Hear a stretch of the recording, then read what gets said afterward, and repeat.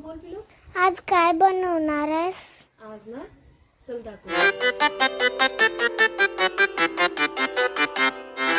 पाहता तुला मी वरले प्रिया रे, जन्म वाहिल्याने घडले प्रिया रे, राजस्वरूप हे गळ्यात माळले, कुंकू कोवळे भाळी लावले, वादळ झेलते मीच सुवासिनी, स्वामी लाभतो असा युगातुनी, सप्तपदी चालते नभातुनी.